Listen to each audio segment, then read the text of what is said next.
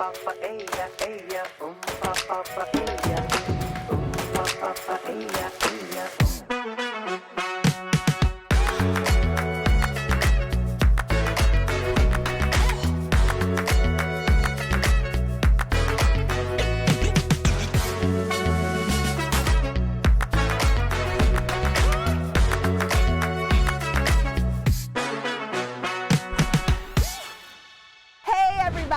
Welcome back inside of the Cox Communication Studios here at Yearview. I'm Kaniqua and this is Locally Louisiana. Coming up this episode, we're going green.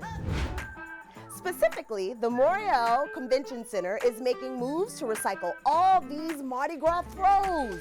We'll show you how they're putting the green in purple, green and gold. There's also plenty of green going around with St. Patrick's Day on the calendar. And that kicks off our list of to-dos and things to get into. Saturday, March 15th, Baton Rouge is the place to be. The 40th annual Wearing of the Green will parade through the 100 Oaks and Perkins Road area. Need to know the schedule or want to know where to find bathrooms along the route? Well, all of those answers are right at your fingertips. Just scan that QR code on the screen to go to their website. Now, if you're in New Orleans, March 15th is also the day that the Irish Channel Parade rolls. And Sunday, March 16th, is the day for the Metairie Roads St. Patrick's Day Parade. There's tons of information for NOLA parades, too much to give here, so check out this QR code as well. Now, March is officially Women's History Month, and we've got the perfect event to celebrate local women who are powerful and creative. Saturday, March 8th, check out the Empower Her art exhibition at Floor 13 in New Orleans. This is a powerful art exhibition and creative showcase honoring Women's History Month through the creativity, resilience, and empowerment of women artists. Can't make it to the opening reception? Well, don't fret, because the exhibition will be showing throughout March. Speaking of powerful and creative women, one of my favorite guests is coming up next. It's Anna Maria Beck with Viva Nola magazine. We'll find out what's new at Viva Nola and discuss their Latin skate nights next.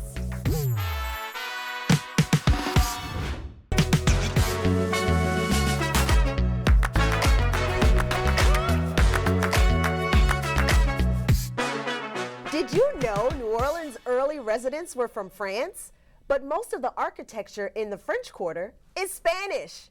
NOLA's Latin roots run deep, and we're honored to have the director of Viva Nola magazine here with us today. Welcome, Anna Maria Beck. Anna Maria, thank you for coming again. Thank you for having me. Oh, we love to have you here. Anytime I can have you here, I'm in so good spirits. So well, you are very energetic, and I need to get some of that beautiful energy you have. That's why we work. We're the yin and the yang. I love it. I love it. So remind us a little bit more about Viva Nola and how viewers can read this amazing publication. So Viva Nola is about to be 7 years, first of all, in April. And so we wanted to celebrate the Latino community, the Latino culture that is very intertwined with New Orleans, of course, as you said it. And we're here to celebrate that. We're here to give a platform to those Latinos that many people don't know about. They're doing great things in the community. And it's a celebration of Latin culture and New Orleans. Yes, it is an amazing magazine, y'all. It's so filled with culture. And you learn so much from it, too. So definitely check it out. Now, were you or Viva Nola involved in any of the exciting like Super Bowl events, or do y'all have any cool stuff going on for Mardi Gras? What are y'all doing? So for Super Bowl, yes, we were involved in different productions, but also we had a celebration with a drink from Peru that came and did a celebration of Hispanics in entertainment and sports. So we had a great time at the House of Blues with some celebrities, and it was a great time. That is incredible. Oh man, I'm so happy y'all got to do some really cool stuff for a Super Bowl. That's awesome. Now, I know you're coming back on the next episode. She's coming back. But how is Viva Nola celebrating the Women's History Month? We're going to talk about that a little bit more in depth, but give us a little bit of what you guys are doing for that. I just want to say that Latinas are very strong in the U.S. Yes. They are entrepreneurial, they are the heads of families, so we celebrate that every day. But for this issue, for this month, we wanted to focus on women who are making changes and who are making good strides in the community. So we're going to have a beautiful issue where we will tell people the stories about many Latinas in this community making the difference. I love that. I love that. Now, I heard something about a skate party that you're holding. Tell us a little bit more about that, because I might have to strap my skates on and come on out. Yes, please do. It's a night for families.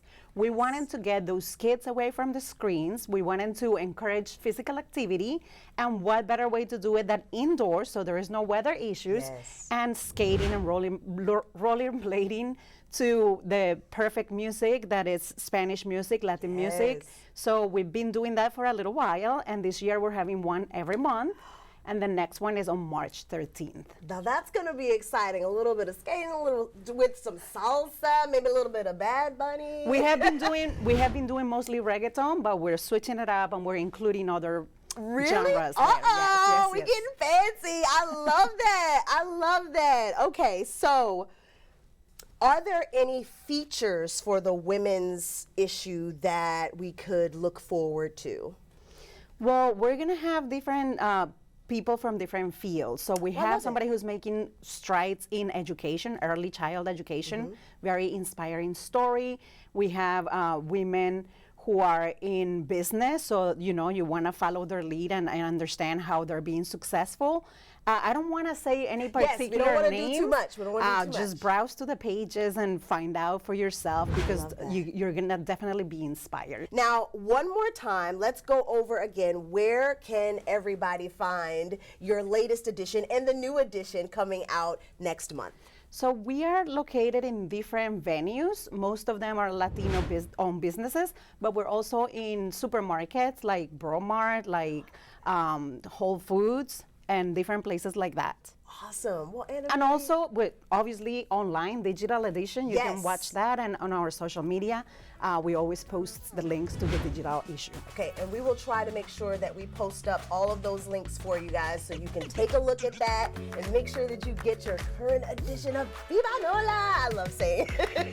Thank you for coming, Anna Maria. You're so awesome. Oh, thank you for having me. You're awesome. Of course, anytime, anytime.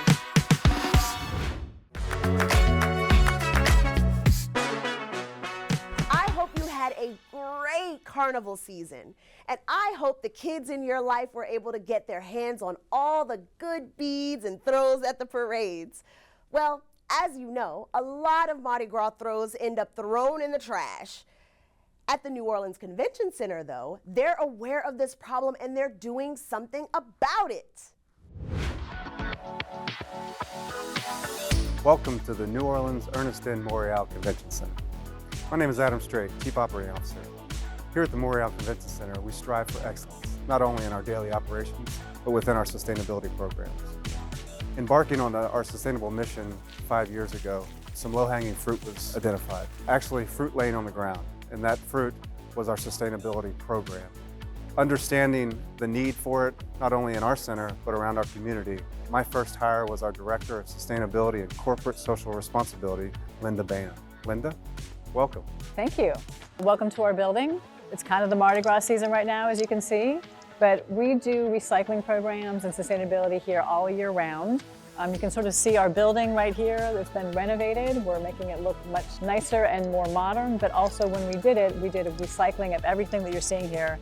The carpet, the ceiling tiles, we had an 88% recycling rate just for our construction projects on this part of the building. But on a daily basis, we do recycling for all the events that come into our facility. And we have a whole system on the back docks that we're going to show you about how we make sure that we get everything into the right recycling programs and the right containers. And we're also going to show you what we do with Mardi Gras and how we make sure that those beads that you see falling on the ground, when they fall here in our convention center after parade parties, this year it's going to be Bacchus and Orpheus. We also have Zulu in the building, but we have a crew that comes in and picks up those recycling beads and Mardi Gras throws at 3 in the morning so that they can then be recycled with Arc of New Orleans and used for future Mardi Gras parades. Mardi Gras is very important to us, not only from a community standpoint, but as a facility as well, hosting several balls, as Linda mentioned. But that's only one event. We host multiple events throughout the year, large events. That serves our mission as well. So we not only have control of today, we're also putting those controls in place for the future. Well, enough talk about it. Let's actually see it in motion, shall we? Sounds good. So this is a product of what we talked about, putting our processes in place through our sustainable mission 5 years ago. What you're seeing is our loading dock, not the prettiest, but it's where all the work gets done. Linda can walk us through some of the transitions we've made, some of the, again, processes and procedures we put in place with identification and labeling certain spaces where things go. Linda, have it. All right, thank you, Adam. So as you can see, we like color around here. So we now have a color coding system that we use for our docks. It makes it much easier for all the events to know where to put their recycling, where to put their trash. Right over here we have, if you want to come this way, this is our cardboard section. And we have a cardboard compactor. So cardboard goes into this container here.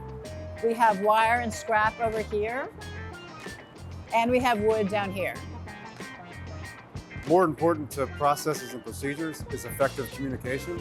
So everyone's got to be on the same page and understand what goes where, when it goes where, and who puts it there. So this is actually in Spanish right here.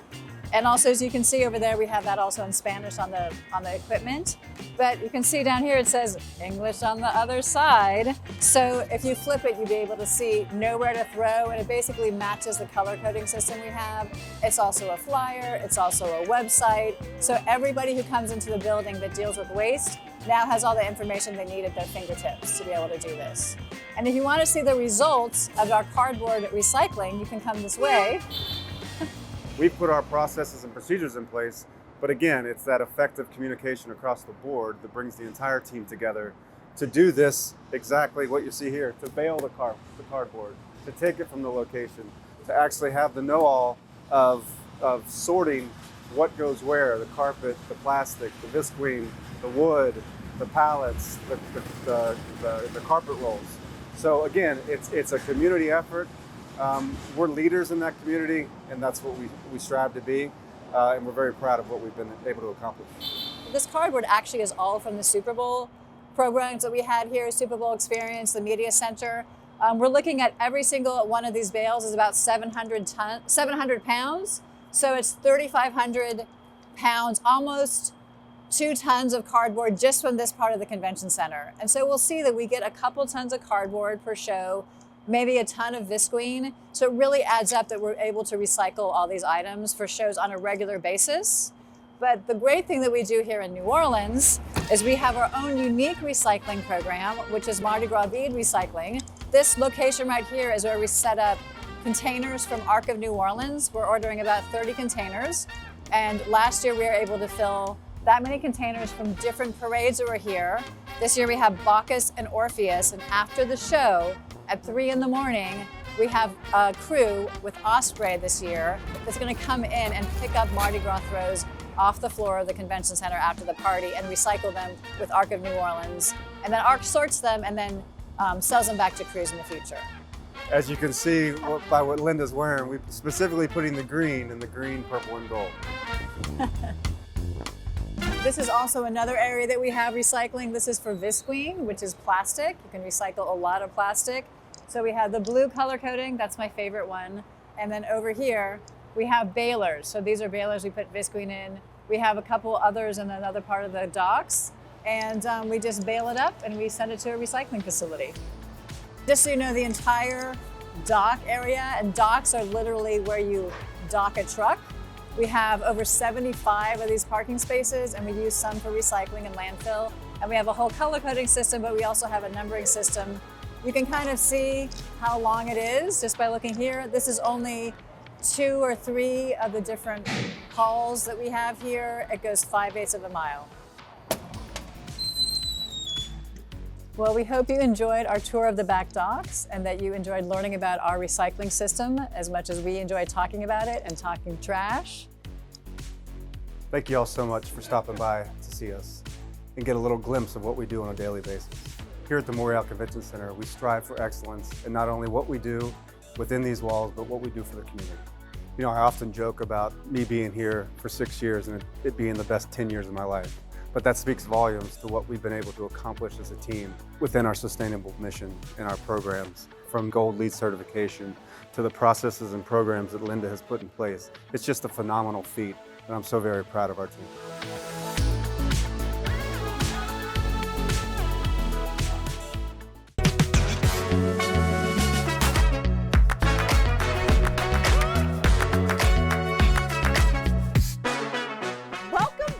Locally Louisiana, we'd like to discuss an upcoming program that sheds light on a pivotal but often overlooked chapter in American history: Reconstruction following the Civil War.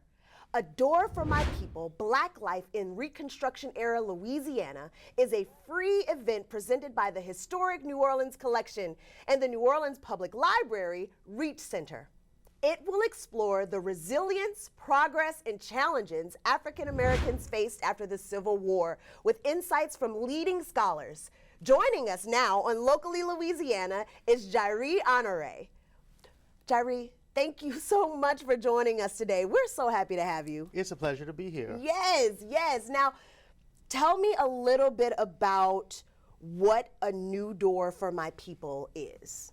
It is a half-day seminar that will take place on Saturday, March 22nd, and we'll explore the social history of the Reconstruction period. So as you said, that's the roughly decade and a half immediately following the Civil War, where for African Americans and for Southerners of all backgrounds, they were forging a new life in a very different country than the one that existed 4 years prior to that time. Right. Wow. That's incredible. Now, why is Why is it such an important period in African American history, though? Well, it's an important period in American history because so many of the questions that we grappled with then about citizenship and what that means, about the ability to come and go as one pleases, economic stability, the definition of family, we're still grappling with those issues in the 21st century. Facts. Okay. Yeah, no, that's really important to kind of go over that, to know kind of where we've been, to see how much of a change, if any, is still here today. I like that. Now, the event is named after a quote from Hetty Pierce? A quote from Hetty Pierce, who was enslaved in Bossier Parish in North Louisiana, and when she was asked to describe this period, she said that she knew that the good Lord had opened a new day for her people. Wow. Now, why was this quote so significant in creating this event?